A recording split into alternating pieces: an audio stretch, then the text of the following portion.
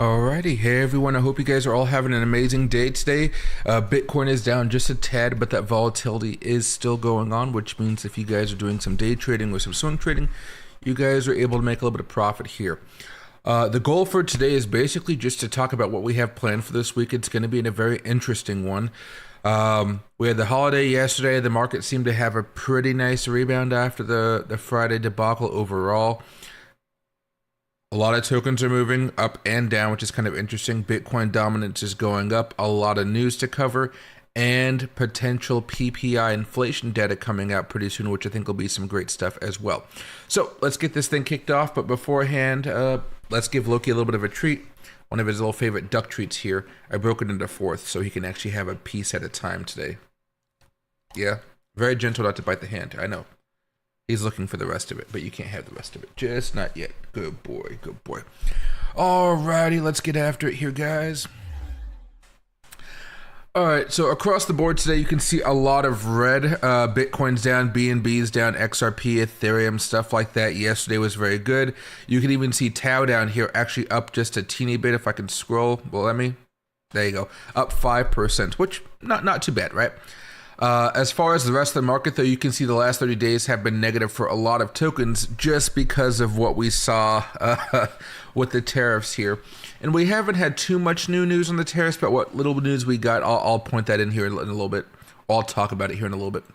So let me push this back a tad bit more. Here we go. So there's a bloodbath for this month. I wish there was some good news. There are some tokens that are still doing profitable today, like, or this month, like a Zcash or a Tau or a MNT, maybe Leo, something like that. But mostly everything is kind of down. BNB on the larger market caps of the top 10 is the only one that's actually had a profitable month, let alone like year to date. You got a majority of things doing good, but as soon as we get to Dogecoin and ADA, some of those things, Chainlink, they've been coming down a little bit over year to date. Excuse me. Now, wait a second. This one is supposed to be trending. There we go. Bitcoin, funny enough, is still the number one talked about thing right now. Aster's being talked about, I suppose, but I think this number right here means it's boost. Yeah, it's being boosted, so they're paying for that advertisement, basically. Same with this Falcon Finance down here. Mostly everything else that people are looking for are Ethereum, Solana, Bitcoin, INSO, and Tau. And Arc of Panda. I don't know anything about Arc of Panda, but I do see it's at 25 million market cap, which means it's a very high risk token, which means you can hop in if you want to, but it's extremely risky, so you don't really want to be putting too much money behind that. Now, as far as our portfolios, we're down today 3% overall for the main one. Overall still up. The group portfolio is safe, down 4% today, but overall still up. The fart coin and the high risk one, just absolutely abysmal today, though. Abysmal the last few weeks. What I think is good is if you go over to the last 90 days, though, you can still see the main portfolio has kind of just been doing a whole bunch of nothing. The group portfolio has been doing a whole bunch of nothing.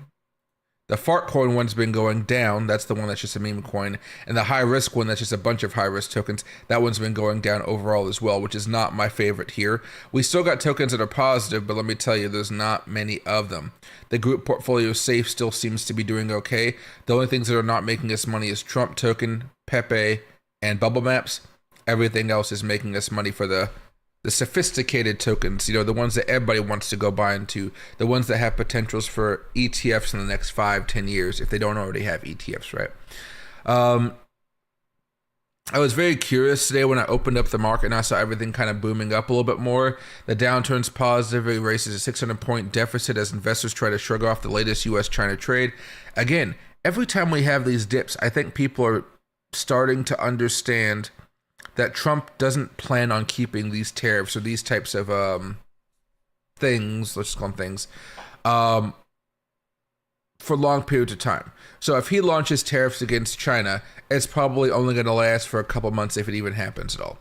If he does tariffs on steel or something like that, that may be more long lasting because it's specifically meant to help the American worker who's at, like, all those union workers who are asking for them to do this for a long time. He's like fulfilling a campaign promise, so it's going to be a little bit of a long laster. But end of the day here, we had a pretty decent day. Jerome Powell says that he's thinking of tightening some, ending the tightening program, Let me go right here. There you go. Fed Powell suggests tightening program could end soon, offers no guidance on rates. We don't need guidance on rates because we know we're going to have a rate cut this month, October. We don't have an FOMC meeting in November, so no cut. Then we have another meeting in December where we're also going to have a cut here. The odds say we're going to have cuts for this month, December, and then we're going to pause. I'm hoping that he comes out in December and kind of says, hey, we're not sure if we're really going to pause.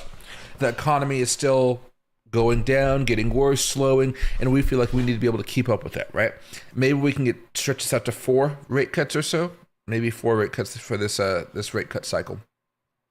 But if we start to push some more money into the system, if we're starting to spend more money, I think overall we'll be in a good spot. You can see right here with the trending news on CNBC. I don't know if it'll actually let me go down all the way. There you go. Trump threatens China with cooking oil embargo over soybean snub. Jeep parent Stellantis announces $13 billion U.S. investment plan. S&P 500 closes in the red. DOJ seizes $15 billion in Bitcoin for massive pig butchering scam based in Cambodia. Some interesting stuff going on here, and I think tomorrow I'll make a video about this pig. Actually, we can cover this story right now. I think it might be kind of fun. Let me take a sip of water here first, guys.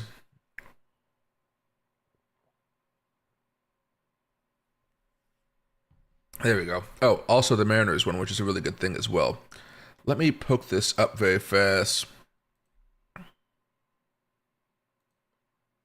There we go. The DOJ seizes $15 billion in Bitcoin from massive pig butchering scam based in Cambodia. So I read this and I was like, what the hell? But let me just read this to you guys, or at least the shorter version of it. So the Department of Justice has seized around $15 billion worth of Bitcoin held in cryptocurrency wallets owned by a man who oversaw a massive pig butchering fraud operation based in Cambodia, prosecutors said Tuesday. The seizure is the largest forfeiture action by the DOJ in history. An indictment charging the alleged pig butcher Chen Zi was unsealed Tuesday in federal court in Brooklyn, New York. G, who is also known as Vincent, remains at large according to the U.S. Attorney's Office for the Eastern District of New York. He was identified in court filings as the founder and chairman of Prince Holding Group, a multinational business conglomerate based in Cambodia, which prosecutors said grew in secret into one of Asia's largest transnational criminal organizations. U.S. Attorney Joseph Nocella said that Xi directed one of the largest investment fraud operations in history, fueling an illicit industry that is reaching epidemic proportions. Prince Group's investment scams have caused billions of dollars in losses and untold misery in victims around the world, including here in New York, on the backs of individuals who have been trafficked and forced to work against the will. Right? And you can see all these phones and stuff like that. Forced label scams, like all types of crazy stuff here. What I find interesting is even the wealthiest had their Bitcoin stored on a hot wallet, right? People should understand no matter how wealthy you are, you should always have some amount of your fortune in cold storage to protect yourself. Because if that guy's not in the United States, he's perfectly fine as long as he has Bitcoin and all these other wallets. Remember, it doesn't cost much to live in a lot of other countries. America, we're very expensive, but not every country is as expensive as us. So it makes it a little bit different. And hey, Haram, Lisa, happy to see both of you guys in here today. Sorry I wasn't able to stream with you guys yesterday. Mariners were playing, and I had to watch that Mariners game. It makes me wonder how I'm going to stream with you guys this week. This is going to get more and more chaotic as the Mariners are actually doing well in the baseball playoffs here. I might have to move the streams up a little bit more into the day, which might suck a little bit here, but only for this week and possibly next whenever the if we win this series, the championship. Now, as far as big news for America and crypto and stuff like that, I didn't see too much stuff besides that initial story here. There's a few things like U.S. government seeks to add $14 billion to crypto reserves as part of forfeiture case. I don't care about that too much. That's what we just trying to talk about. Tether settles Celsius claims for $300 million, raising stablecoin liability concerns.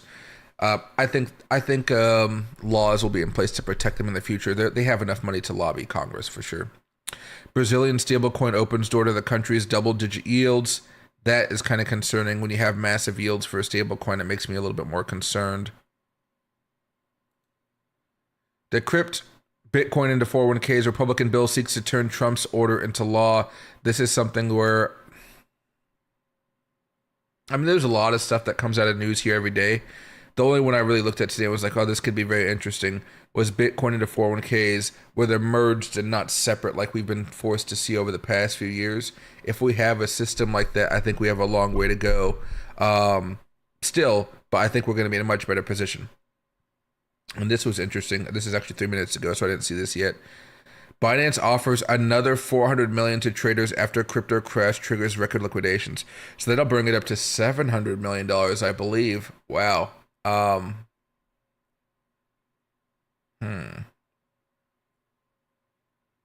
That would make things very, very interesting for everybody out there.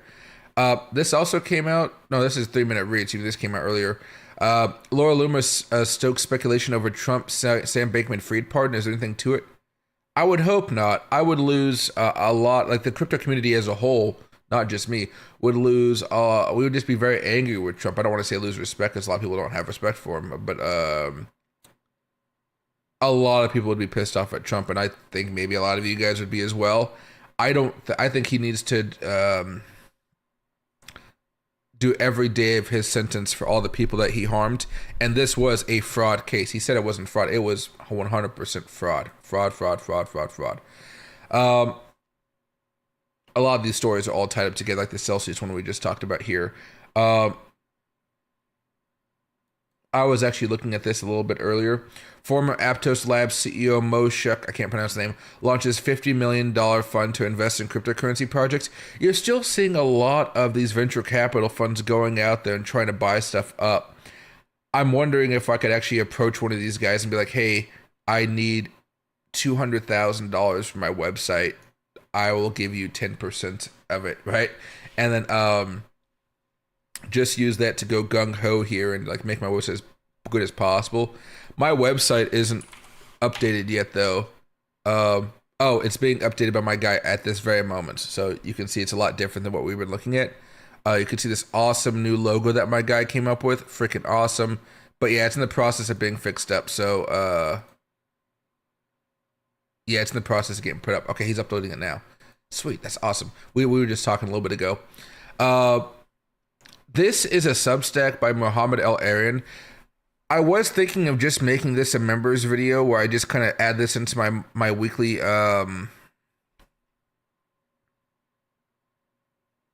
my weekly members videos, and I think I will make it part of my weekly members videos, but I'll also just bring it up maybe once a week with you guys as well, so you guys can kind of see what I'm looking at and what I'm kind of interested by at this moment in time.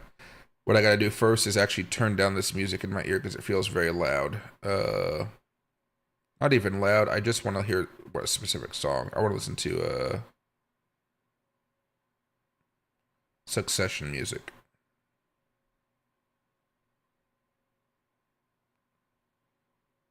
There we go.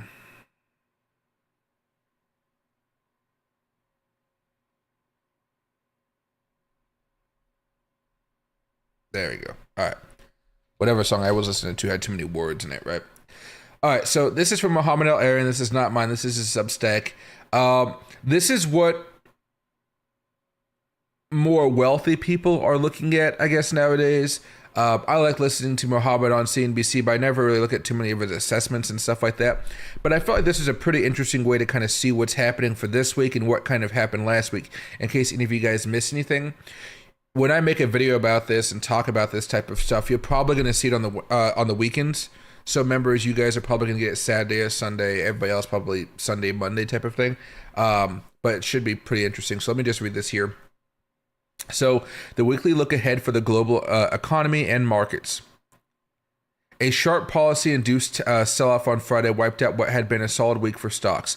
Oil slumped, government bonds yields fell, and the dollar weakened as President Trump announced he was ready to impose massive tariffs on China, a threat that was followed by a specific specification after most markets closed off a 100% tariff to be implemented as early as November 1st, if not before. The situation was not helped by a second piece of news last Friday that challenged another broadly held view in the markets among economists, the ability to look through the U.S. government shutdown. Instead, the administration signaled the start of the threatened firing of some federal workers. I believe he's starting to fire around like 4,000 people from the government here. I believe they're going to fire even more from the Pentagon coming up, I believe, as well. So, the United States was not the only source of policy-induced volatility. this is what I love about what he does. I only really focus on America because I think we're like just all that in a bag of chips, but he also focuses on a bunch of other stuff here. It was also present in France, where the resignation of the prime minister shook the bond market, and Japan, the apparent lack of political support for the new prime minister raised doubts about the country's ability to implement its economic agenda, weakening the currency. Meanwhile, European data releases continue to point to persistent economic malaise, with Germany's industrial production in particular declining by the most since 2022. Europe is kind of going downhill a little bit, which is again why I'm so concerned about America, because that means we need to cut, because if they're buying less stuff from us, we're going to have to lay off some people over here. So you can kind of foresee the growth slowing even further because of what's happening across the world. Now, on the central bank front, the release of the minutes of the last Federal Reserve policy meeting suggested significantly more disagreement among the members related to both the assessment of the economic outlook and its policy implications than was signaled at the press conference that followed the meeting. Jerome Powell's he has a tough job. Let's just say that right now, and he hasn't been doing that job too well.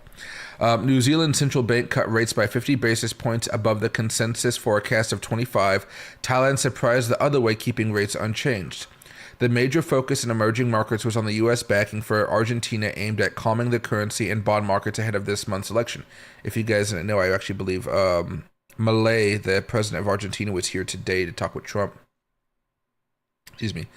But again, they have an election this month. It'll be interesting. A retracement in the beneficial impact of last week's first round of intervention led to a series of supportive statements by U.S. Treasury Secretary Bessent and the U.S. purchase of Argentinian pesos. All this as the terms of a $20 billion swap were being finalized. We poured a lot of money to stabilize their currency, which is something I don't think we had to do, but I guess we want a little bit of stability in our backyard, you may say, right? Crypto had a tough time last week with drops of 17% for Bitcoin and 27% for Ethereum, as gold prices ended slightly higher. Gold prices right now are much higher. Even silver is higher. Other market notables include a short squeeze in silver, more stress in the U.S. leverage segment. I'm happy I own silver. Most people don't own silver. Even my rings, they're silver. They're not gold. Well, like I said, I have both. Other market notables include a short squeeze in silver, more stress in the U.S. leveraged loan segment, and a growing talk of an AI bubble. More to follow on this in the coming week, including a notion of a rational bubble. I do think we're in a rational bubble because, again, there's all this investment going on. But if you guys do want to buy for the long term, wait for those crashes. They happen every few years. Massive crashes go down a bunch. We break down below the weekly moving averages, like the 100 and whatnot. You could buy those times, and you got to wait a few years, but the returns, always good. Now, this is for the week ahead, okay? So geoeconomics will remain a major theme this week as geopolitics and domestic politics continue to influence economic policy and outcomes in a major way. In the United States, the dual focus will be on the evolution of the trade tensions with China and the government shutdown. In France and Japan, it's all about the ability of a newly appointed prime minister, reappointed in the case of Le Cornu in Paris, to mobilize the needed support. And in Argentina, it's about the extent to which markets are willing to test U.S. support for Milei's government and the run-up to the elections there. This, as a repeated currency intervention, is said to have depleted quite a bit of these countries' foreign exchange reserves. With the government shutdown interrupting most U.S. data releases, and with the scheduled CPI release now delayed to October 24th, that's a while away from here, the focus will remain on private sector and Fed data. Look in particular at the NFIB measure for small business sentiment, the Philly Fed Business Outlook, and housing data. The UK will shed light on two aspects of economic consideration: inflation with the latest average household earning numbers, and economic activity with the monthly GDP, industrial production, and services. All right, so for America, look in particular for the NFIB measures of small business sentiment, the Philly Business Outlook, and the housing data. For me, I'm looking at the housing data and the NFIB data coming out pretty soon, which should be pretty interesting. I don't even know if one came out today. As far as everything else, it says, in Germany, look for the ZOO survey data, which will shed light on both current conditions and expectations. Also look for the Eurozone economic survey. China releases its trading data, shedding light on the impact of U.S. tariffs, including on trade diversion, as well as foreign direct investment and wholesale prices. For me, it's mostly the including trade diversion. I don't really pay attention to this all much. It's more of like just maybe once or twice a quarter, which is like half the time, basically. America is trying. This started off with Trump back in 2016 and continued with Biden. They're trying to move companies from buying stuff in China, ordering them, manufacturing them in China, and moving them to India or other places. In my mind, I still believe we're headed for Africa or South America. and we're going to build there, have massive infrastructure down there to help them out. That I would assume, I would assume Africa, but I'd prefer Latin America. That way Latin American can be more stable. They have the jobs down there, which means less immigration up here, and these are the jobs that the companies will refuse to bring back up here because it just makes everything so expensive. I think if we start moving all of that stuff down to Latin America, it could be a very good thing. The issue is what would happen if cartels took control of the gene factory or something like that. So a little bit different. But I think stuff like this is just fascinating to me. I love having articles like this. Now, this was just something I came across in X today, so I wanted to talk about it, plus a couple other things. There's one other X post here, and I suppose we could talk about this because this one is the newest data. The 127,000 Bitcoin the U.S. government seeks to forfeit are the stolen funds from Luban. Once forfeited, the U.S. government's total Bitcoin holdings will reach 324,000 Bitcoin, or around $37 billion. These Bitcoin were stolen in December 2020 and moved about a year ago, right? So a lot of money is flowing right now. The government has a lot of Bitcoin. Now, let me go back over here. This was something that happened a little bit ago before I actually made the title of this video. But the Arkham alert, the $10 billion hyper hunt whale has closed his $500 million short. I think overall that's some really good news for us. This guy must have some connections to Trump World because they did a massive short right before Donald Trump did his tariff threat and the threat against China, which was pretty darn interesting because they made a killing. Well, a lot of us lost money that day, which was not a pleasant experience for most of us out there, right? Now, crypto traders debate altcoin season after $20 billion crash recovery. I don't really want to go through all this type of stuff, but just look at Benjamin Cohen's.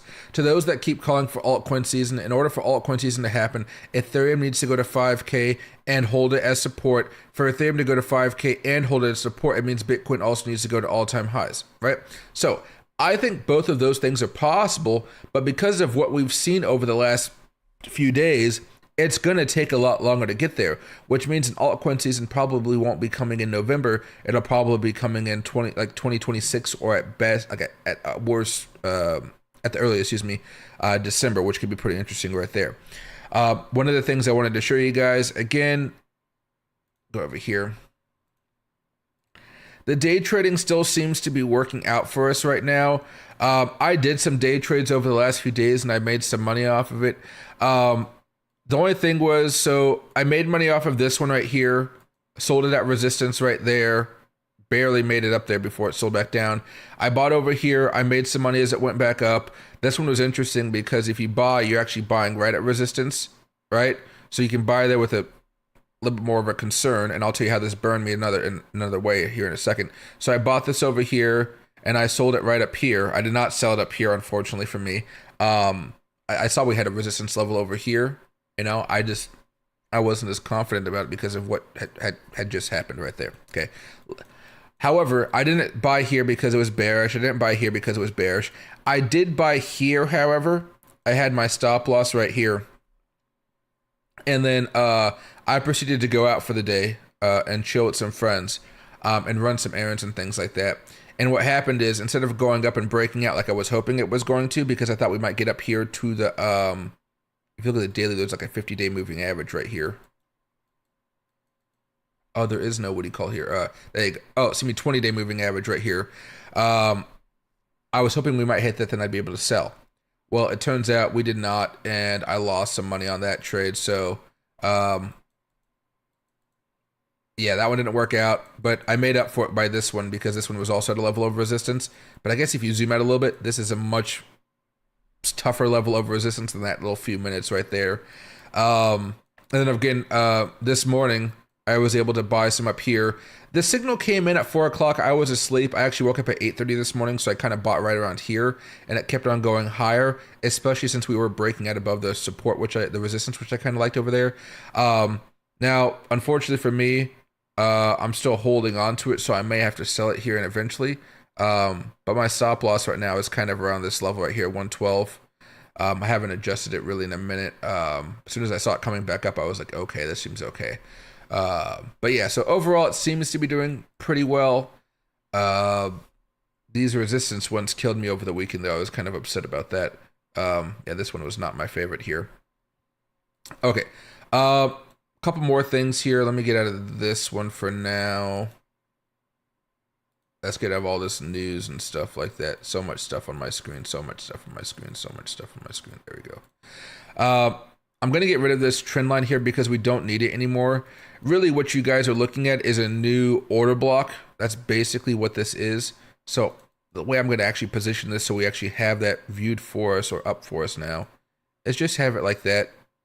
And then I'll drag it out a little bit. That's Bitcoin's real new level of resistance. It's a level from basically $123,000 up here to around 126. So that's going to be a hard thing for Bitcoin to do. On the other side here, you could say, I mean, there's two levels. I would say they're somewhat strong, but not, the resistance is stronger than the support. How about that? This is where I'm looking at our consolidation for the next few weeks, okay? I wish we had some great news that could really keep us going up and down here. I would expect we could even have something of a surge going into like the end of this week, next week. But I still think eventually we're going to consolidate for a little bit more. And then maybe towards mid-November is when we're going to have our next big move. Now, we had this move a lot earlier than I expected to, which was a surprise. I don't think anybody was expecting the tariffs to come in like that. But I'm looking at these two levels of support at this moment in time. Typically what I would do is I'd show you something like more down here as a deeper level, like way over here around $99,000. But for me, unless we have more tariff news, I don't think we really have a reason to start breaking down in a catastrophe type of moment here. I suppose if Trump does say, hey, we're doing more tariffs, that could make things a little bit more difficult. But I think we just need to, as a market, needs to recalibrate a little bit. And I say recalibrate because a lot of people got liquidated, which means that money is kind of just boomed out of the market for a little bit. New people have to slowly inject that capital in there, which means, again, we're going to be a little bit more consolidative. We're going to be choppy for a minute. But that choppiness is an opportunity for people to buy up tokens that haven't been able to that well, right? Like imagine you bought Bitcoin at 120,000, or you didn't want to buy it here at 124,000, but now you feel okay to buy at 113. You may not feel fine to do it, but you can do it now. Things like Ethereum, maybe you didn't want to buy over here at 4,700, but now you can buy at 4,100. That's not even that great of a dip because it bounced up so much, right? Solana, you see all that volatility here. People now have opportunities to buy, but at this point, this late into the cycle, I got a lot of bags. I'm not afraid to tell you guys that. It's just the bags aren't that massive because $50 here. Remember what I used to say? $50 here, $100 here, at most $400 for that one. That's why, because when I do all that stuff and you have something like that doesn't turn out, I'm down $20, I'm down $40. It's not that devastating to me. But like things like Bonk and stuff like that, no longer dollar cost averaging into them. They're just not looking great. I'm gonna hold. I'm gonna hold them. But like so many of these tokens, I'm just like, what am I gonna do here? These are monthly charts. This BNB, that one's still doing fine. XRP, that one's still doing okay. Bitcoin Cash, right? I know what I'm going to be buying now, and they're the things that are generally still going up here, despite the crazy. Look at Engine Token. From 5 cents all the way down to less than a penny. How big of a drop was that? 99.99% drop for Engine Token. Imagine having any leverage in that. This thing doesn't recover from something like this, I don't believe. ICP took a pretty nasty dip, which is unfortunate because I've had this for a minute. ID token took a pretty nasty dip as well. I was hoping for this to round up. Did not even come close. I'm down about like maybe $50 off of this token right now. No, probably at this point like a couple $100. Yeah, a couple $100, yeah. Spell token. Flat, but coming down. Sushi, Theta, right? Again, you could see I was hoping for us to consolidate a little bit more and come up. Never happened. Even Theta token came down miserably. I still have some hope for Theta token, but it looks like they were just missing out on so much stuff. Even my beloved Turbo, although it's been doing great overall, I'm still pretty happy to hold this. Oh man, it's gonna take months for us to get back around, which means like for an altcoin season, it really probably won't come until 2026, which is kind of annoying. I'm hoping for maybe a 2025 type of thing, like in December. But like I said, maybe that's wishful thinking now. When we have these nasty moves, they really do impact us for months to come. Months and months to come. Kind of a shame if you think about it. Well, it is a shame. What happened to Matic? invalid symbol. What happened to Matic right here? Coinbase Matic not on here. There we go, crypto.com. The thing's been coming down for a minute. I was hopeful this would have a similar type of chart compared to an Ethereum or Solana, where it was like more bullish. It has not really been that way. But I will say Matic did not have a complete catastrophe type of month, right? So it's still holding up okay. Mudang, nasty. Crow nasty, but came back to support, which was good.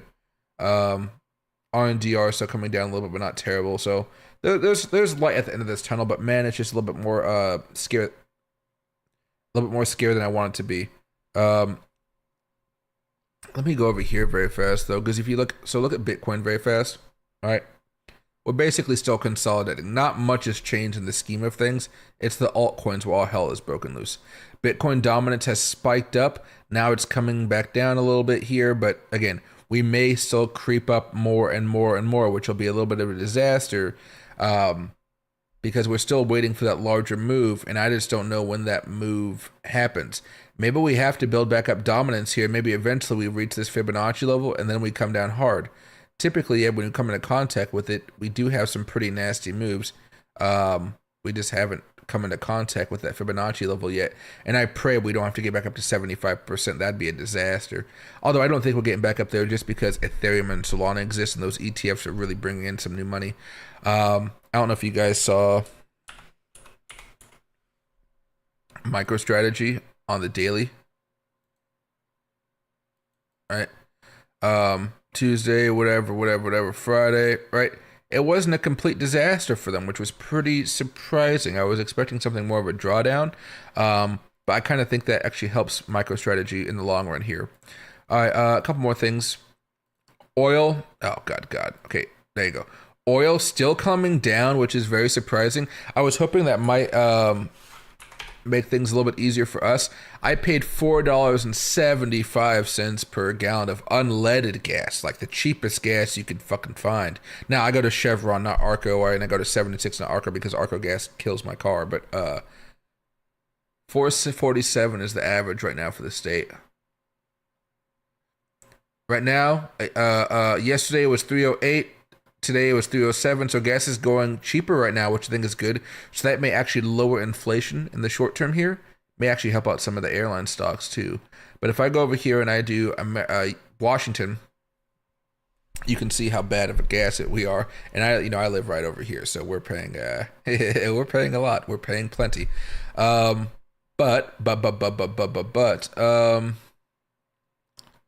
right? See how things haven't really changed since yesterday? They haven't really much changed from a week ago. They've gone down from a month ago, which I think is pretty good, but we're more expensive from a year ago, so that's kind of sucks. Oh yeah, oh gosh, yeah, it's just not good times at all. Let's see. Hey Knoxville, happy to see my man. Hey Fox3.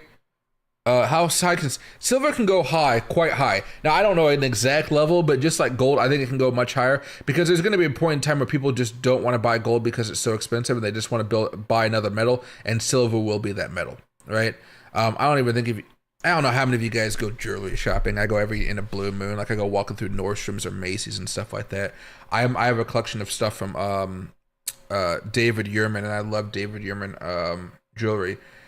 They haven't increased their prices yet, but I've seen the resale value of things like my rings and white gold and things like that.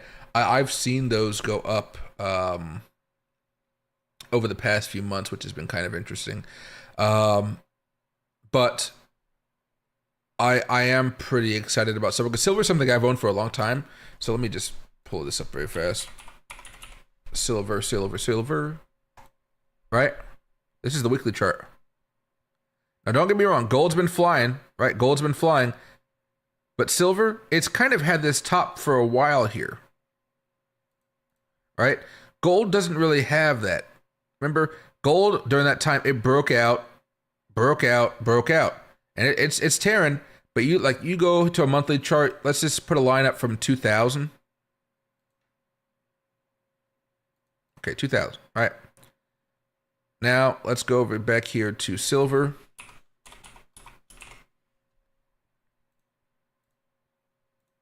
I forgot I can do that. Silver. And this is monthly chart. And let's go back to 2000. It's just back here. Okay. This one doesn't have moving averages, and I think the color scheme is completely different, but whatever. Both these are monthly charts, so I'm sorry that they look so kind of squished up together. But you can see they both have really good moves. Gold since those 2000s, so since the lows of 2000s, it's up around 1,500%. Silver from the lows over here, it's up around 1,200%. So, it hasn't been keeping up completely with gold. But I think that I've always just liked it a little bit better because it's cheaper. $4,000, $51. I'm just, as the frugal man that I am, I just like that. And if you go towards the lows we had over here during COVID, right? Let's look at the low of the candle, not the wick right here. That's still up around 276%. And you go over here from COVID as well. You can see how it was already rising going into COVID, right? Where silver was kind of flat going into COVID. Let me go back over here to lows of COVID right there. That's up 183. So 183, let's just go, I guess, to the bottom. 183 to 343. Silver's making it come back in the short term here. So, I'm going to keep on watching and rocking and rolling with silver here. I actually own more silver than gold. But the main reason is I started buying silver when I was younger. That was before you could buy like a portion of gold and stuff like that. I could actually afford back in the day. Again, back in the day for me is like 2016. I can afford $16 of silver. I can afford that. Whereas back in 2016 when I really started getting heavy investing in college and stuff like that, $1,200 it kind of seemed out of my budget.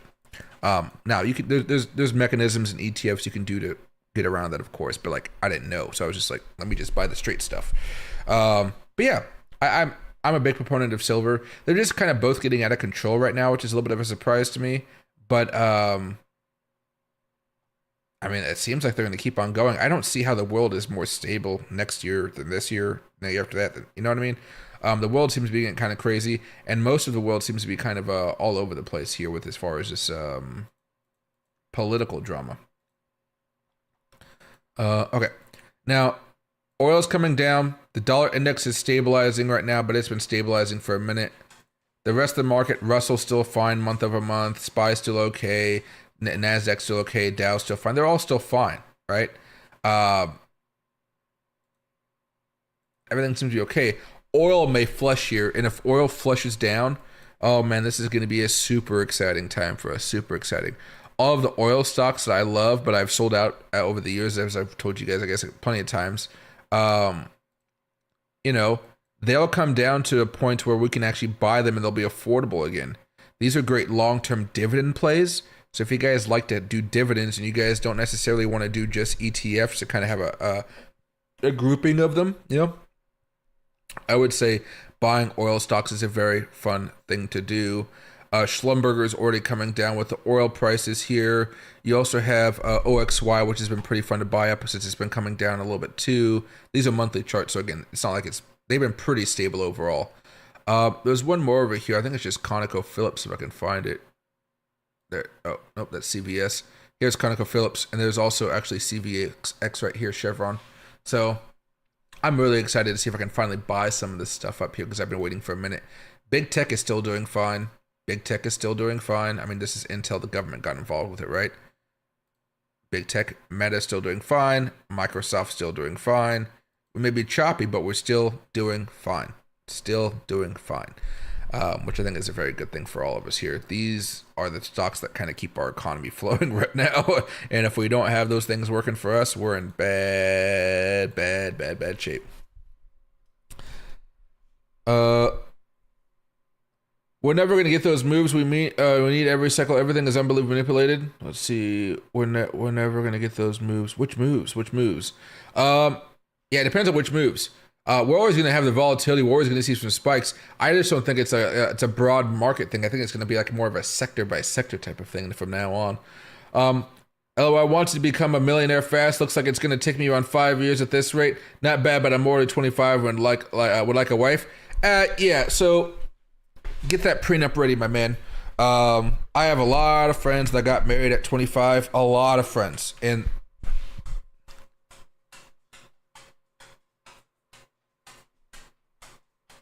one out of like I think like 6, 7 of them is still married. It's still married. Something about this new age and all the turmoil that people go through in their day-to-day lives, it's been stressing people out.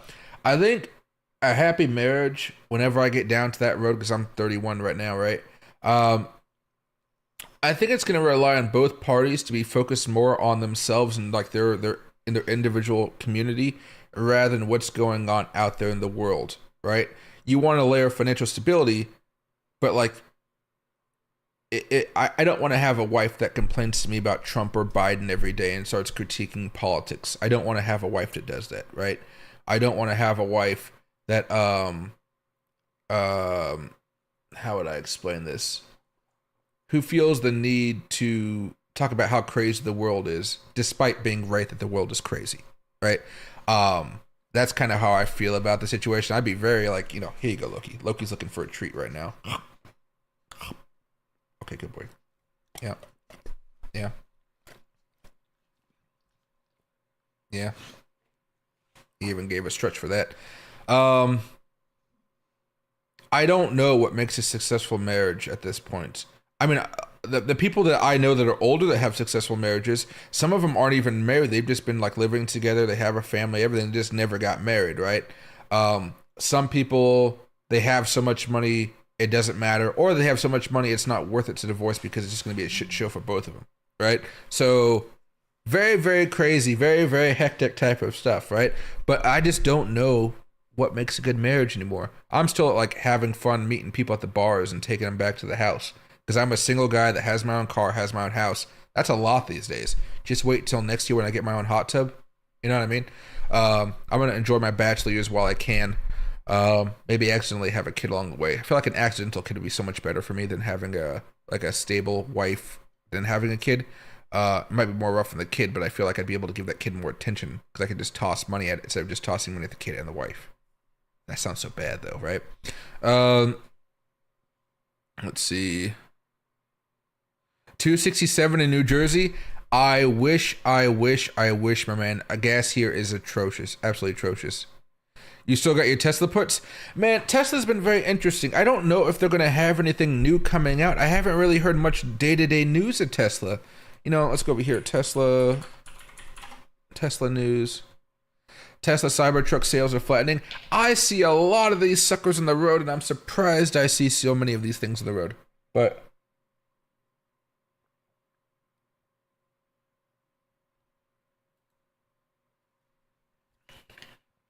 ooh, I haven't eaten today, so that water. Ooh.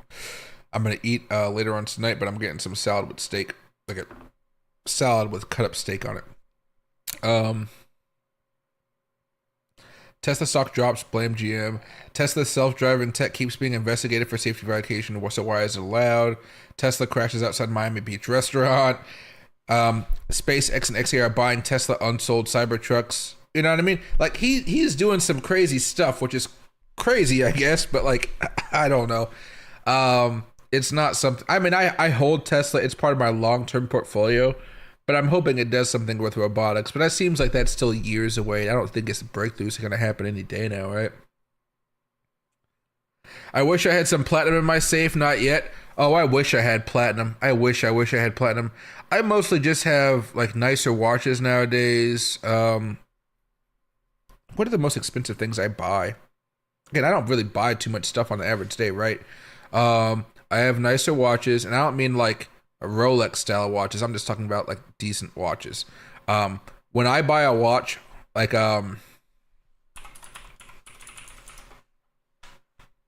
here, I buy a lot of my watches off Kickstarter nowadays. Like this, right? Like this one, Avail, great watches. I bought this one. I haven't paid for it yet. I think they take the money out on November 1st or something like that. I'm one of the 17 backers for this thing, okay? Now, I think it's only costing me like, with shipping, it's like 90 euros, which is weird enough. Oh, they upped it a little bit. It was 70 bucks now. It was 70 euros, now it's 75 euros.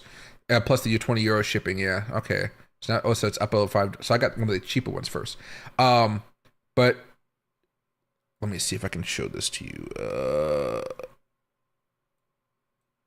Is there a photo? I mean, you can see these watches. So basically, you don't know which watch you're going to get yet. I get to choose one of the watches that I want to. So I was looking at a few of them. Like, here's one right there. Let me see if I can zoom in a little bit more. Oh, 250 is too much. Okay. There's that one.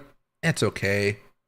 That one, I kind of like it. I just have too many watches that are similar to it, so I don't feel the need to buy it again. This one, I don't have a watch like this, so I was thinking about this one right here. And first I was thinking about this one, but then I just realized honestly, I already have this watch, like 10 versions of this watch. Cheap ones too, like nicer ones. A lot of cheap versions of that watch. This one, I kind of like it, especially when I'm in my smoking atmosphere. It's winter. I need like a darker leather watch. That one seemed kind of cool. This one seemed kind of interesting. I just didn't like the watch band. You can see how it has holes in it. I don't like holes. I have that like phobia of holes. I don't like it at all. This one right here, kind of similar, a little bit different. It's just not enough for me to justify choosing it. And then my second favorite one is this one right here, this all blacked out one. I thought this one was pretty cool. That was interesting. This one, I didn't like the strap at all. But again, but that's only cost me like $100 something, and it's a very good watch. Like they this particular one, can I go to creator? Right. They've done different ones before. Right, March 2022, stuff like that. And they have similar watches, similar different bands and stuff like that. You can see a few different things. Usually they update it, whatnot. But you have an idea of what the watches are going to look like, and then they'll make something completely different. Like this watch right here, you see how it looks pretty much like that watch? It's going to be this watch, whenever they give me an opportunity to really see what it looks like, it's going to be different than this watch. But I'm going to have an idea, right? This is from the UK and stuff like that. So I spend a lot of my time here. I bought one of, not this watch, where's it at? There's one that has a cool little twisty thing. I gotta wait for it. This one seemed interesting, but it was too much money. Way too much money for this. How much was this Alchemist watch? Backlist project. Yeah, 500 Australian dollars plus $50 for that watch. No. If I want a nice watch, I'll buy the name brand watches. Right, this is not the higher quality of those other watches, so I don't know why they're expecting so much for it. This one was pretty cool, but I don't need a black watch like that. These ones are pretty nice, but I feel like I'd rather just save up for a nice Omega. Oh, what's the other watch? There's a watch that I backed, but I haven't gotten it yet. It's has this cool little spinny dial. I'm only gonna wear it out on a blue moon, but it seemed really cool. Oh, maybe it's done. Maybe it's done being, what do you call? Oh, that one looks kind of cool. If they have that in a green, I might actually do that one. But it's not too much money. Yeah, I can't find it. Okay, that's fine. Twin watches. No. Oh, ooh, launching suit. This one looks nice. See what I mean? Like, I blow my money on this. Your profile is private created. Did I just not? Oh, there we go. Okay, how much is this one gonna cost? 15 backers and they've got 18,000. I'm not paying 616 euros for that shit. Nope. Great looking watch, but I'm not paying for that. This one though, oh, I don't know it yet. Oh, I'm a big fan of green stuff. I'm a really big fan of green stuff.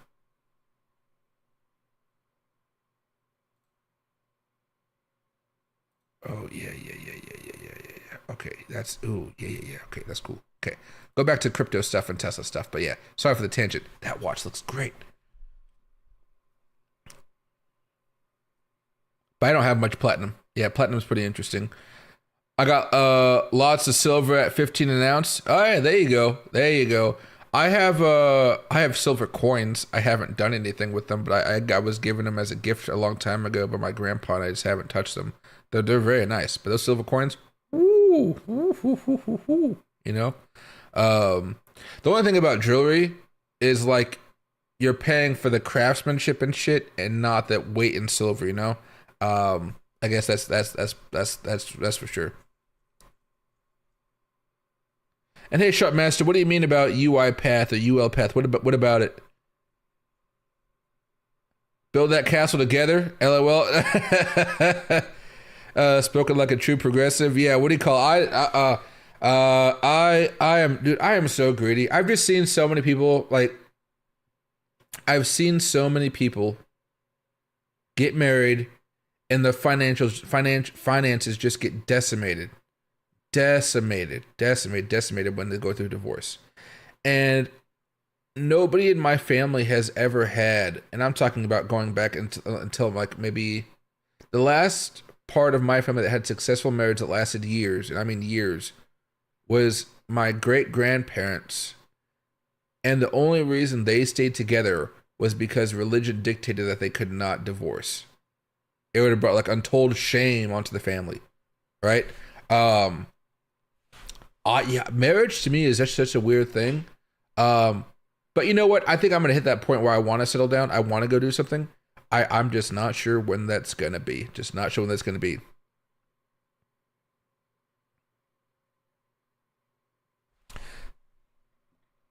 NAGT Psycho Alpine. I think I've seen this watch before. Let me see if I have or not. Let me see.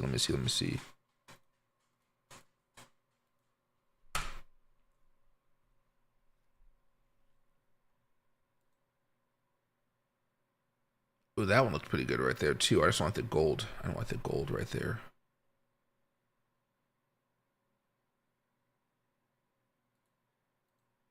Let's see these two right here.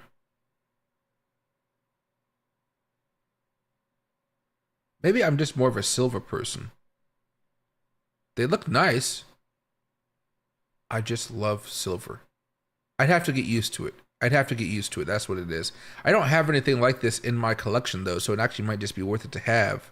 I could see myself wearing this when I wear some of my my suits out. It's growing on me. Out of the two though,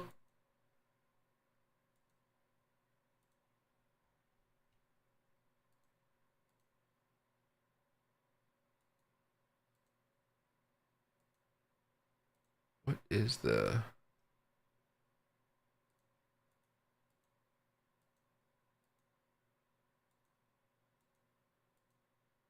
Damn, I hate when I like the expensive one more. I'd probably, the $900 one seems really good. Oh, it was released in November. This thing is brand new. Brand new.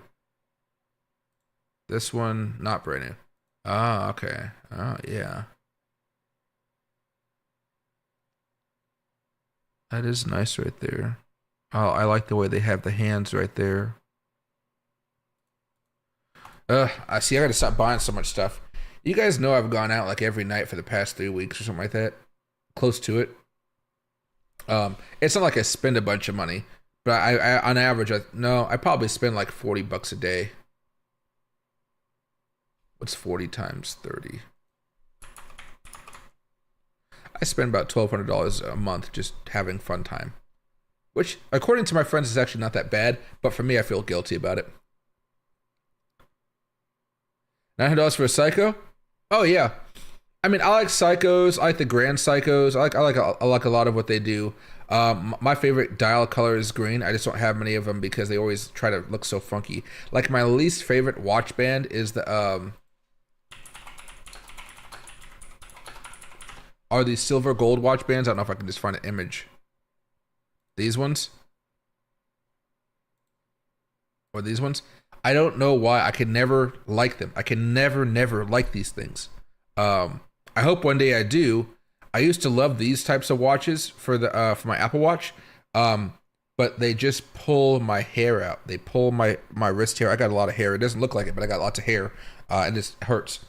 But you know, at the end of the day, you know, I even have these really cheap watches, like these really cheap Civo watches, right? If I know I'm gonna be going somewhere where it's a little bit dirtier and I want just like a cheap watch, like Civo. Let me show you. Really cheap watch. I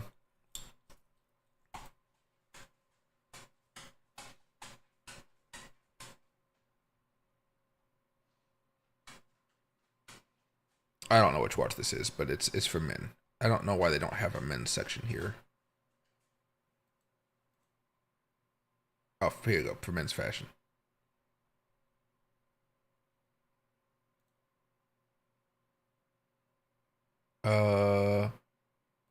Yeah, this little thing. It's like $40. I think I bought it for $20. right? Sometimes you just need a really cheap watch that you don't care about, and this is that watch for me. Little silver thing. There's nothing important about this watch. It keeps time. It does its job. Oh, this is actually a different watch than that one. Well, this is a pretty similar watch to that one. Maybe my watch is a little bit more expensive. My watch isn't even on here.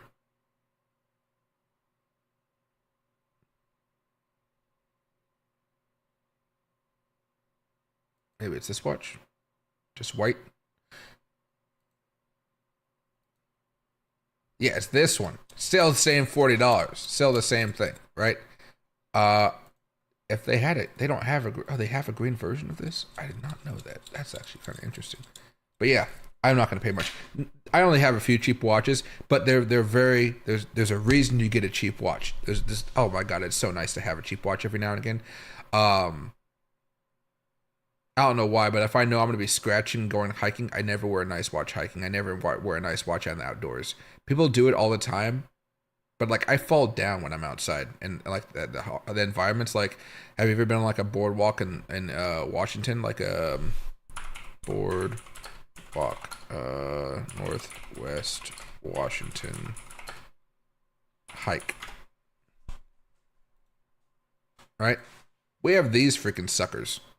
I slip on those and then I scratch my watch when I fall down. I don't like to do that. So I just know I need, like, I still want to wear a watch to know the time, right? I don't want to wear my iPhone or my Apple Watch because I know it can get scratched up too. So I pop in one of those and I'm good to go. I don't have to pull up my phone, just look at my hand, keep on going, perfectly good. Now I guess I was doing some yard work and I pulled this out because I haven't pulled this out in a minute here. But yeah, I have a bunch of Belova watches and a bunch of Citizen watches too. I went through a watch phase back when I worked at Macy's back in the day. Got like 90% off sales because you could stack coupons back in the day before corporate found out.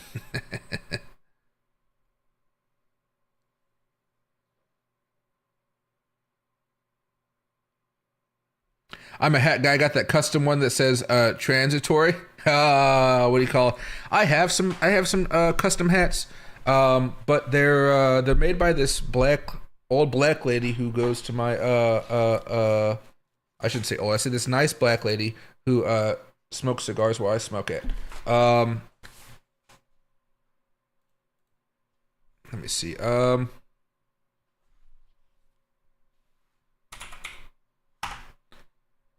I think her Instagram is called Flyest Hat Company. Flyest Hat Company.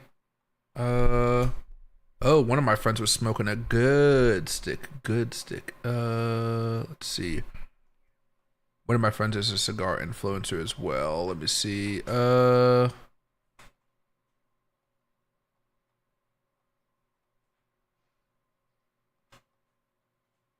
Is this my account? No, yeah, this is my account. How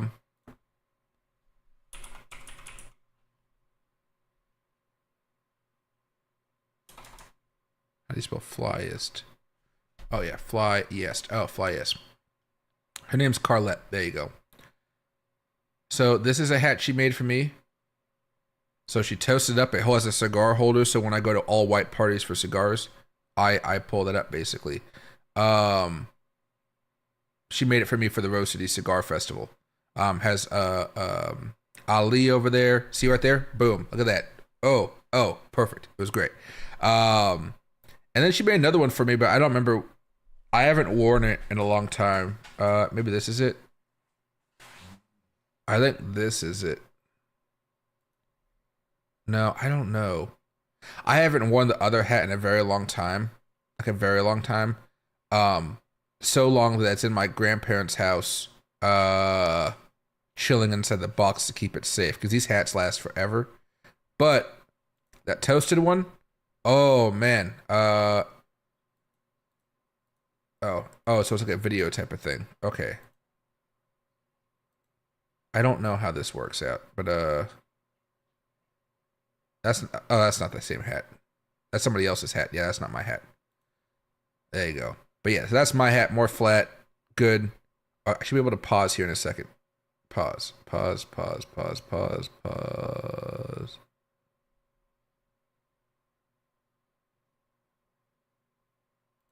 There you go. I think I paused. But yeah, it looks great. Lots of compliments, all white. I don't go to all white parties all too often, guys. I really don't. But when I do, I want to look very, very good, very, very dapper. And that I do. That hat cost me like a couple $100, but it was definitely worth it because she does everything. She gives you exactly what you want to.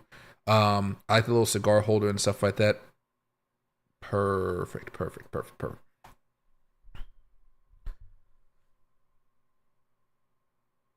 Not gonna lie, that clank sounded very inexpensive. Oh yeah, yeah. It definitely wasn't expensive. I should know half my watches sound like that. Oh yeah, guys, I'm never afraid to tell you guys anything about how little I spend on stuff or how much I spend on stuff. My whole point in life is like you guys knew I grew up in the ghetto. I appreciate the finer things, but I think there's cheap things that work that do the job. They may not work as well, but they do the job. I think that's sometimes all you need, right? Like, remember, let me go over here.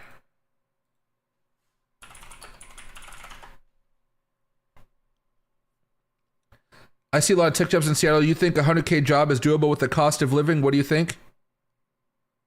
No, I mean, if you want to live downtown Seattle, you're not going to be able to afford anything with $100,000. No. Even when I was corporate, I thought about it. I was like, I made over 100,000. And I was like, I still need to get my ass out of here. You can make it work, but it's very uncomfortable. I'll explain here in a second. So I grew up here, Swan Creek Park. This area is called Salishan. This little area was where all the black gang members were at, all the Cambodian gang members at, and where the Russian gangsters were at. All in this one little condensed area right there, okay? Interesting times growing up. Let's just say that. I think my house is still here. I don't no, the house I lived in, the houses I lived in over here, they're all gone. But I think I used to live right here or here. Let me see if I go down here from the bottom angle. There used to be a tree over here that you could climb up. No, it's all gone. They tore it down. It used to be like an old little oak tree or something like that, but you used to be able to climb up it. It was really cool. But yeah, I used to live over here in Roosevelt. Used to go down here, backwoods. Now it's a park and stuff like that. They're making it a lot nicer and whatnot. But yeah, again, there were days I had to ride my bike over here, ride my bike, go over here to the church. You see this little park right here? They'd actually have this thing open. It'd have a little stall over here, and they'd basically just give you free ham and cheese sandwiches with a little donut ball that was covered in cinnamon sugar, freaking great, and a little juice box. That'd be my lunch. My mom's like, we don't have money for lunch today. You got to go out there and get it. And that I would. It was great. This is why I like, like those types of programs. I support them because like there's a lot of kids like as I grew up. Yeah. I needed a little bit of help. Now there's like my Phillies and all this other type of stuff over here, but that still costs a shit ton of money. There's a Jamaican grill over here. No, only 3.7. Oh, it's a food truck. I'm just not into food trucks these days. But let me go over here very fast. So if you talk about Zillow in Seattle, right? If you want to live over here, let's just say for rent, right? So what is that? 100K divided by 12.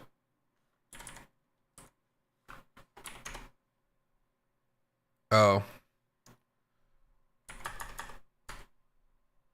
So it's $8,300 a month before taxes. Let's assume you don't pay any taxes. So divide that by 3. All right. So that's $2,700.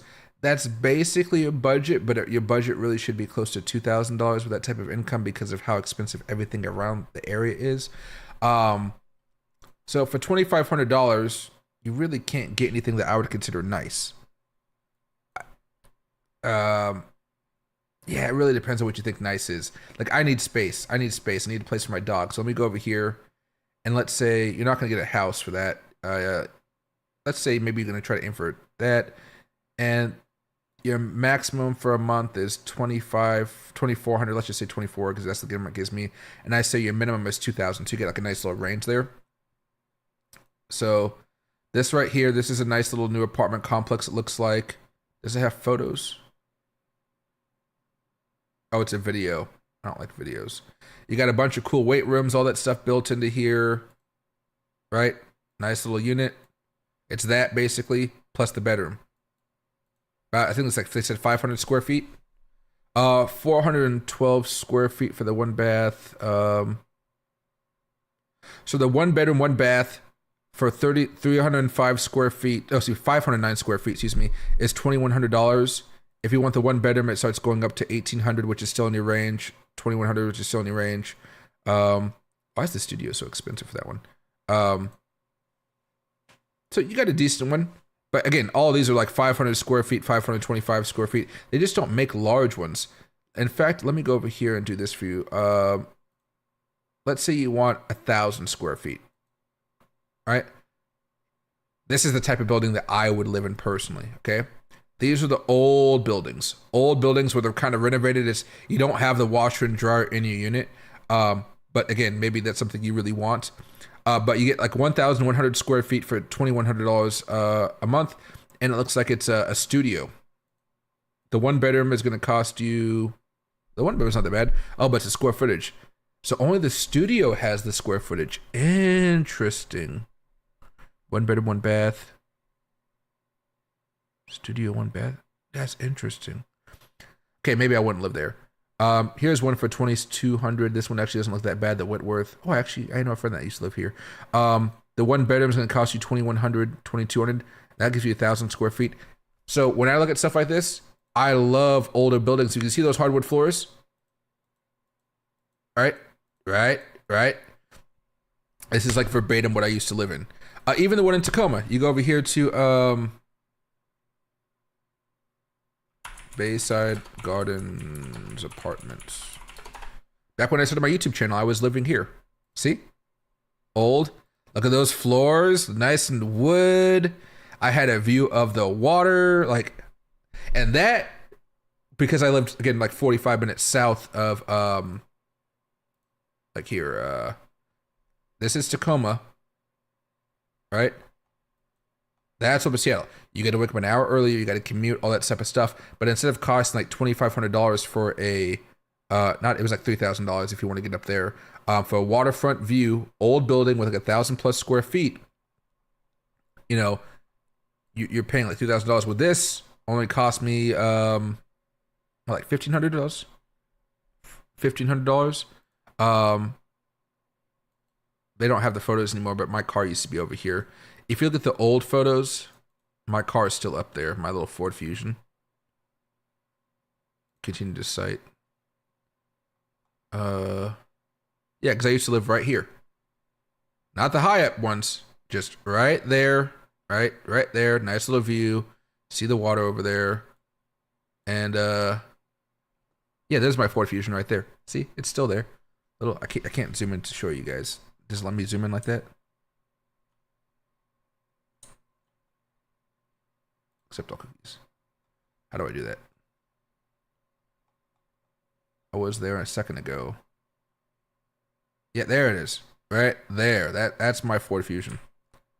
This is a horrible company though, so I left. But they own all this. Oh no, this isn't the stuff they own. They own like a bunch of apartments across the building and stuff like that. They bought everything up during COVID because a lot of people like a lot of like the families that used to own this type of stuff, they all went bankrupt because nobody was paying their stuff. But nice neighborhood. They're pet friendly, I guess. They weren't pet friendly when I moved in. Let's see. There's weight restrictions. I think the weight for the dog is like 25 pounds or something like that.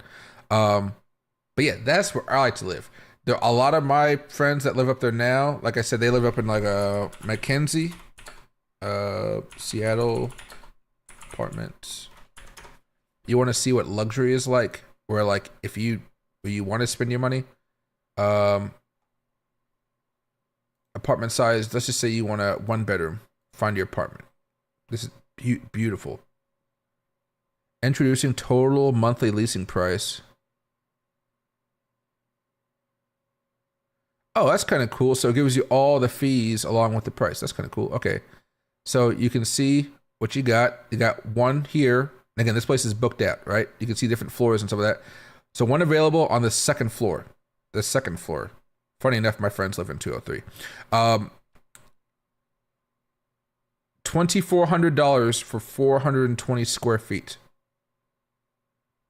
Living, kitchen, bath, right?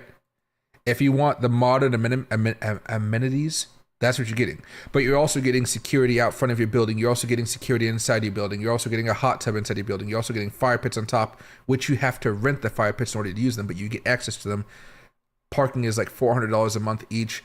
If you want to have a friend over, I believe it's $50 a night for renting the parking spot if there's one that's open. Elevators work very, very fast. They're very, very efficient. Nice views. But let's say you want to go up here to floor 35, right?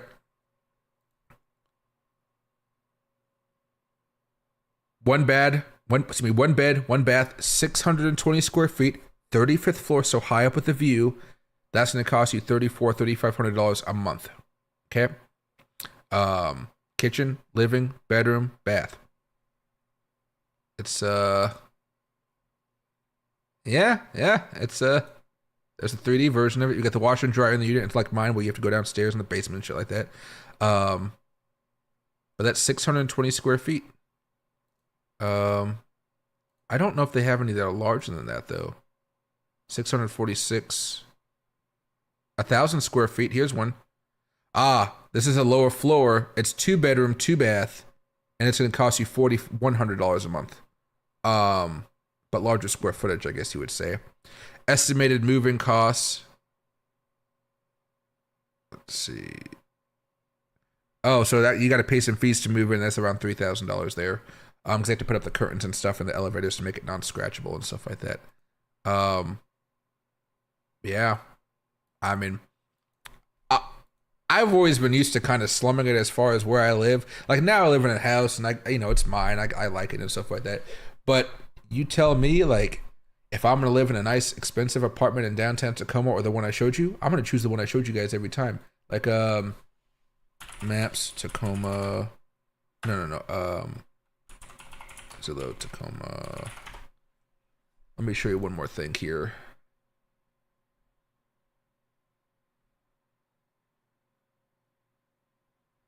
Let's see right here.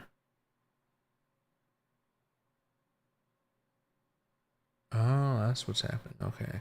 Let's see. Again, we're gonna go for rent. The price doesn't matter. We just don't want to be above. Let's say there's a reason where everybody works in Seattle, but they live in Tacoma. I should say that's a large part of how Tacoma operates. $2,400. Let's say you want to stay in 2,000, right? Apply. Okay.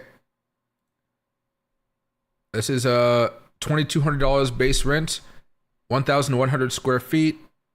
Unit 705, so 7th floor. I don't know how interactive floor plan works, but yeah, they got a sunroom, living room, dining room, kitchen, closet, foyer, bathroom, closet, bedroom. Right? Can I click on this? Oh, this looks like shit. That looks like shit. This must be an older building. That's an old building that's not renovated properly. Mine was renovated properly.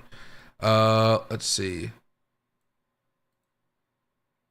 Here's a new one. This is a townhouse. Why does this seem more expensive than what we were just looking at in Seattle? 882 square feet for $2,000 a month. Maybe they're realizing that. Damn. The Grand on Broadway. This is a modern one. Yeah, here's more of the modern ones. $2,100 for 800 square feet.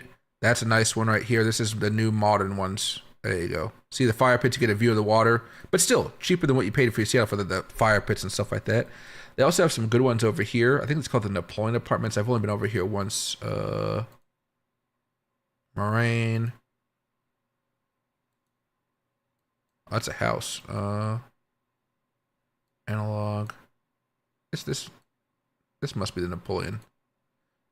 Oh, they don't have any openings. That's why. Okay, that's fine. We go right behind it. But look how many open apartments they have here. That's crazy. That's crazy. 1 bedroom, 520 square feet. Oh, they don't have anything large though.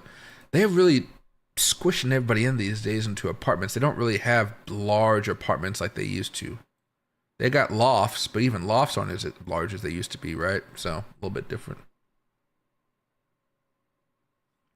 The G-Shock Mud Master watches tank delivery. Ooh, that might be kind of good. I wear cheap watches when my delivery route in the hood. There you go. Yeah, but Haram, I would say if you want to work in Seattle, it's better to live outside of it. And there's a great system for transportation here, especially if you get an Orca card. A lot of times your business will give you an Orca card. It means you get free travel on buses and free travel on trains. Otherwise, I think the pass used to cost me like $300 a month or something like that. But what was very interesting about it is just you save so much money living down south, where you put all that towards your investments and you can do a lot of fun stuff, right? My friends that live in Seattle, they're so wealthy, the money we talked about doesn't even matter to them. They'll give me $100 cigar just because I'm their friend. They pay the $40,000 a year to go have like Mariners season tickets, right? They do all that crazy stuff. Me, I'm not paying $40,000 for anything, not even a car, right? Eventually, I'm going to buy a nice car, but that's probably going to cost me like $100,000 cash. But like, that's not for a minute here. The wealthy in Washington State that are not the high up executives at these companies, they usually live down in Tacoma or just around Seattle. Not, it can be above Seattle, whatever, South Seattle, East of Seattle, whatever. They live around Seattle and they commute in there because the money you save you can spend on everything you want to. Like when I moved from Seattle to Tacoma, I had an extra like $1,500 to like $1,700 every month. I could do whatever I wanted with. Now I invested some of that compounded, whatever, but I could actually go out and drink and have more fun. I lost time, of course, because I was waking up earlier than getting back home late, all that type of stuff, sure. But it can work, but it's best to not try to live exactly downtown unless you are a guy that likes the studio apartment living. You can deal with it. You have access to a lot of bars and fun stuff around you. You're a walker. You're fine with it. You can understand the Seattle Hills. If you're that type of guy, you're going to love the studio lifestyle because you can get some really good, cheap deals. Really good deals. Because you're going to be living in like 300 to 400 square feet. But you may treat it like a hotel where you're only there when you're sleeping. I know a lot of people that have, not a lot of people, like what, 2 people? They live in those like 300 square foot units with a bath and whatever. Bed in there, little kitchenette, things like that. Really small. But when they're not there, they're at the coffee shop reading a book. They're at the coffee shop on their laptop. They're at the Barnes and Nobles, the bookshop, doing some work and stuff like that. It's a lot easier than you think as long as you are okay with not being in your room all the time. You just need a place to sleep. You can save a lot of money that way. Yeah. And hey, CT, happy to see my man. Hey, Villa, happy to see you too. You recommend living outside the city and 150K thousand plus? Yeah, I mean, if you live outside the city, you don't even need $100,000.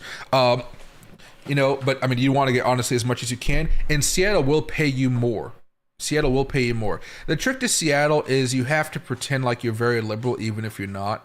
Like really embrace it. Find those cultural norms and kind of stick with it. It just makes everybody more comfortable in the job system, I would say. You may not like that, but like again, like this is just money, getting the job, doing whatever you want to. After you get the job, you can do whatever you want, right? From there, you have to find the area that kind of suits your needs. There's a lot of areas around Seattle. Some are bougie and very trendy, like Capitol Hill. Others are more old money elite like Queen Anne and stuff like that, even though it's kind of changed over the time. There's also Bellevue. Like if you work for Microsoft and you have an office in Seattle, your boss's boss will have an office in Bellevue, basically. And Bellevue is a very nice place as well. It just depends on where you want to live. I'd heavily research the areas and the type of apartments you're looking at and what you kind of the vibe you want to do. Like I could have had I could have had a nice apartment that was a little bit smaller, but no waterfront view, that had washer and dryer inside. But instead, I went for a little bit of a cheaper apartment that had even more square footage, that had the washer and dryer down below, that had the old elevator that you had to like slide the door open like that, right? But I had a beautiful waterfront view, and I loved that waterfront view. That's why I always show you guys my old stuff, like my old content, like way back in the day. Boom, ba-doom, ba-doom, view my channel, videos, oldest. Trying to see if I actually have a video where I talk to you guys, and it's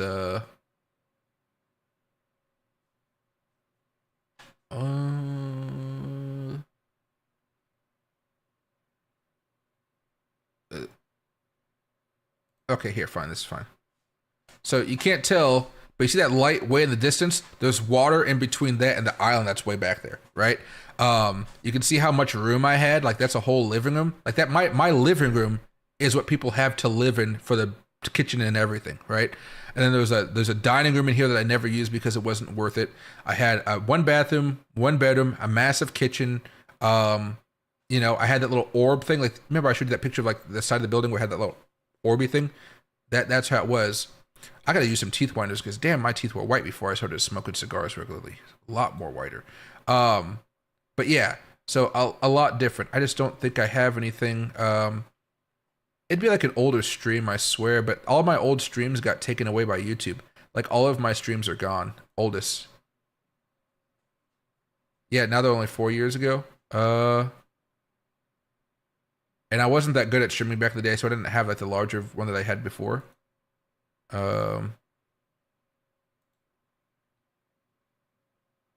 Had massive doors, massive walls, and stuff like that.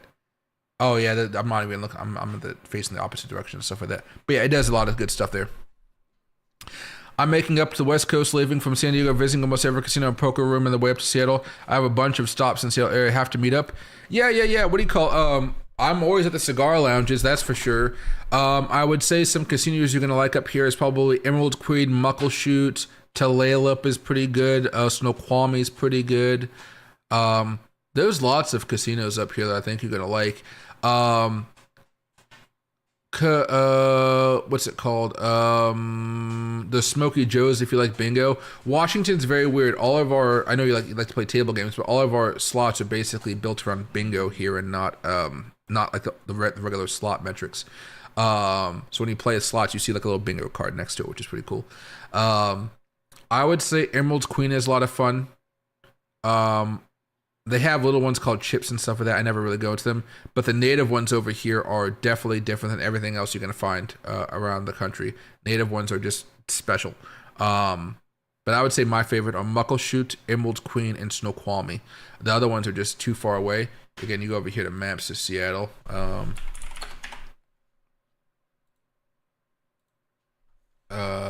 Then go to casino. All right, you got little random ones over here. I don't care about any of these types of things. Little Creek is good. Lucky Eagle is good. Bijo's Bingo. This is where I smoke my cigar sometimes up on the second floor. It's like a babysitters for dudes while the girlfriends go down there and gamble. Emerald Queen right there is pretty good. The other part of Emerald Queen is right there. Emerald Queen started on a boat that was over here. I think the boat is still there though. Muckleshoot, which I talk about here. Imperial Palace. I don't play with that one too much. Snoqualmie is very good. Clearwater is pretty good. What's the other one I was talking about? Tulalip. Is it up here? Nope, it's not going to show me. Okay, whatever. But yeah, there's plenty of good ones up here, but they're all native. So what they look like is, if I go over here to the highway,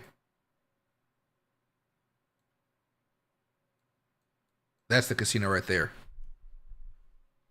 So it has all the lights and stuff like that. It's all parking below. They literally have a road that takes you directly into it. And then there's the hotel section of it. And then they have a steakhouse up here. Then they have a nice cool little balcony area over there where you want to enjoy a drink and look at the view. Pretty nice. Then you get to view of Tacoma, which is sometimes referred to as Tecompton. You go down the road a little bit more. You got more where I play my bingo and stuff like that. Or my where I smoke cigars at the bingo hall. They're not going to look crazy, but a lot of these are all in the middle of nowhere. In some respects, so like they were back in the day. Like here's the Redwood one, right? Big old hall, a lot of parking on the side. They're pretty darn good. The other one over here, Snoqualmie, is pretty good. Muckleshoot looks pretty bland, so I'm not going to show that one. But here's Snoqualmie.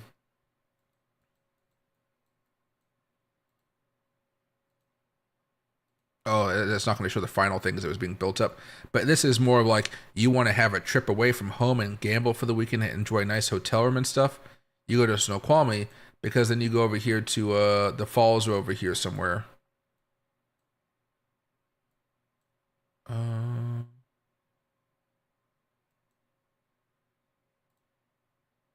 Yeah, you get the falls over here, right close by.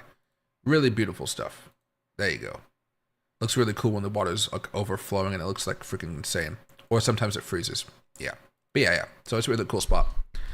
We want to move up to Seattle area, but I have a family in housing. But I have a family in housing is crazy. Yeah, housing is going to be really expensive up there. But again, you go outside of that, it's not as bad. Of course, all of our rates have exploded over the past few years, right? So it's gotten a little bit worse. But it just depends on how far you guys want to commute.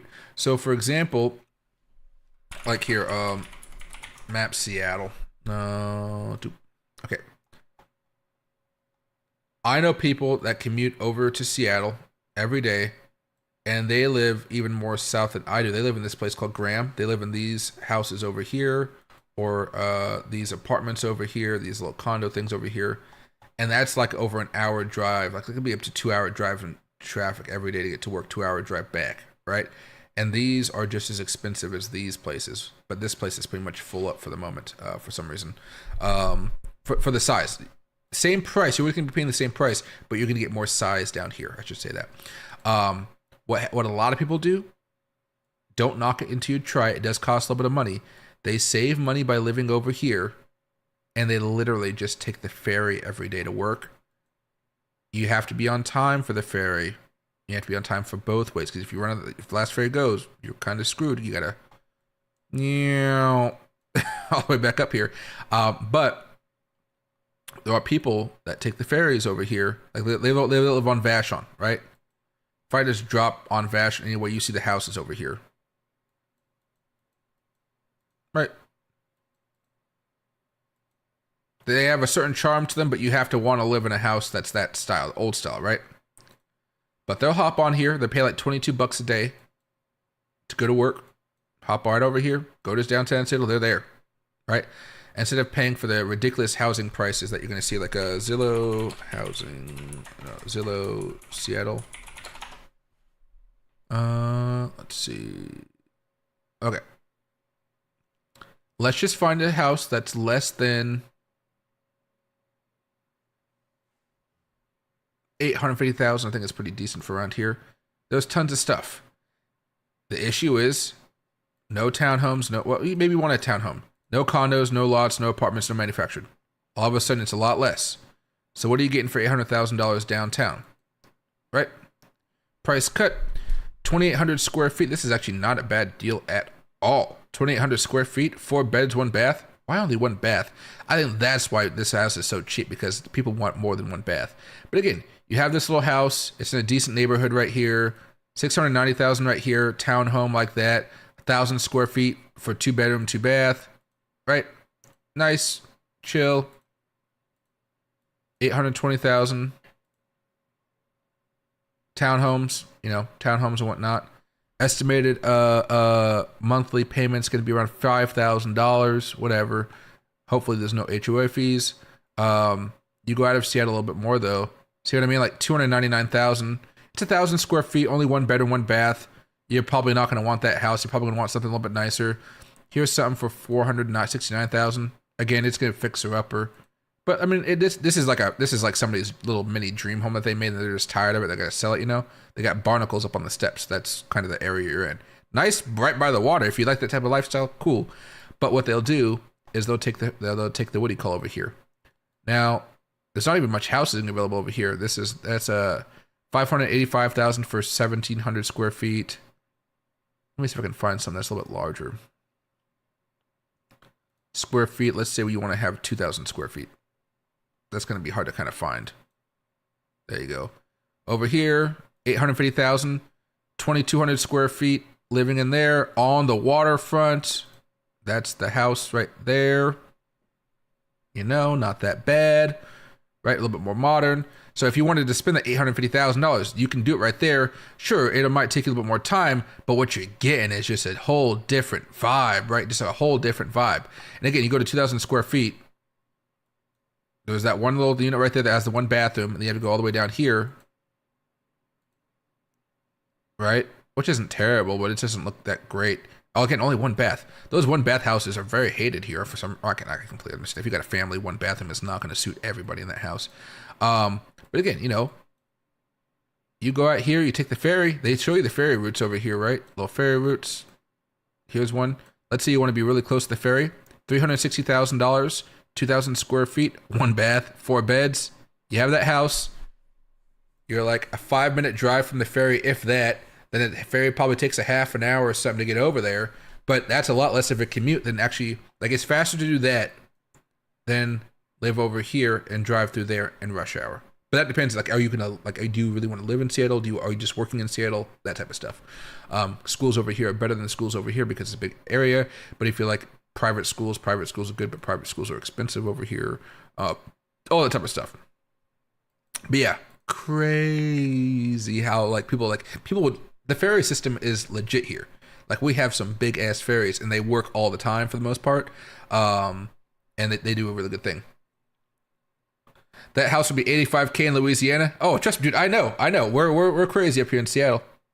I have a few one small mapped out in the far northwest just to see the area. Oh yeah, beautiful. Go up to Ozette Lake. That one's nice. I think they have a Quinault casino up there, maybe. I think that's what it might be.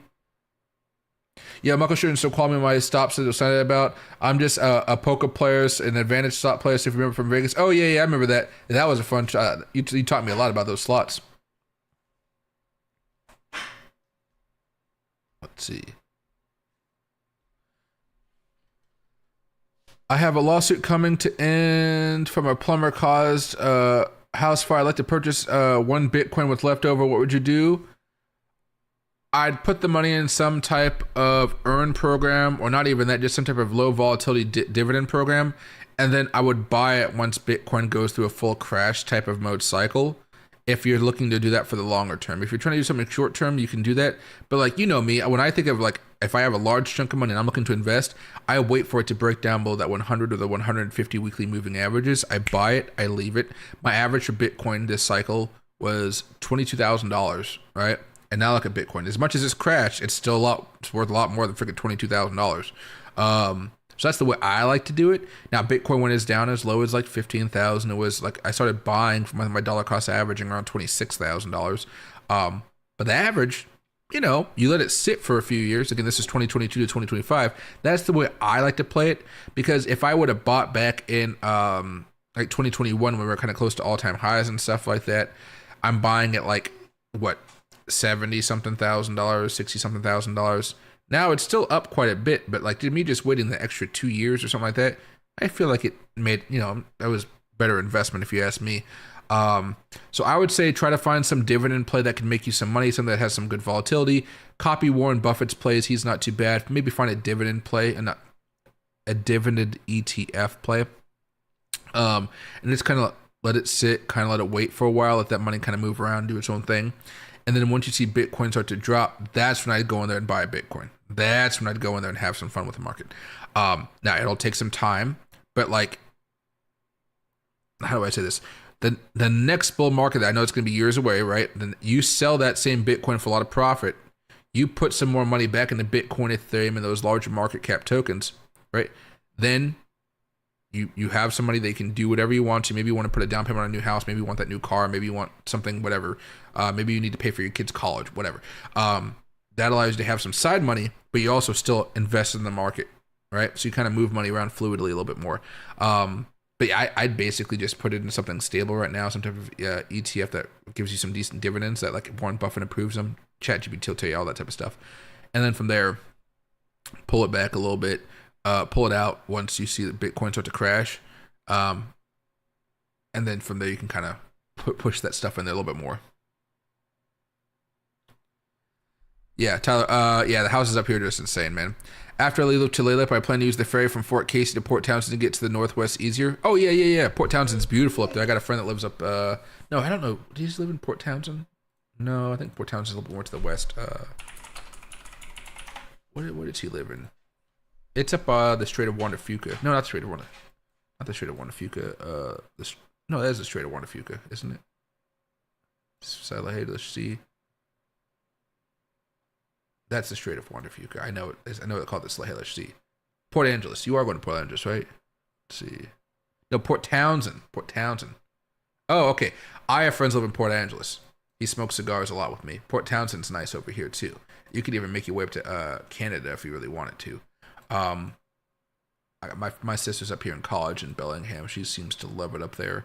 Although she said it's supposed to start like snowing or raining a lot, getting really cold here this pretty soon. So I'm not a fan of all that. But yeah, put it all in Triple Q weekly options. There you go. That'd also be something to do. Probably a good portion of it actually would probably make you some good money. But okay, buddy, I'm going to call it a night right now. I have to go take a shower, get ready to go out. I'm going to go out to get myself a salad tonight because I have not eaten today. And every time I drink water, I feel sick because I haven't had a salad or anything to eat. But I enjoyed hanging out with you guys today. Sorry for the weird little transition into other stuff. YouTube didn't tell people I was live for like a good 5 to 10 minutes until I started to stream, which was pretty interesting. So I'm going to try to stream, I think, a little bit earlier tomorrow, like around 3:30, maybe even start around 3, maybe 2. I don't know. This seems to be working out for me. So I'm going to, well, we'll see. But yeah, I'll see you guys tomorrow. Loki's clawing at my back. Loki, you can't claw. Yeah? See? Here.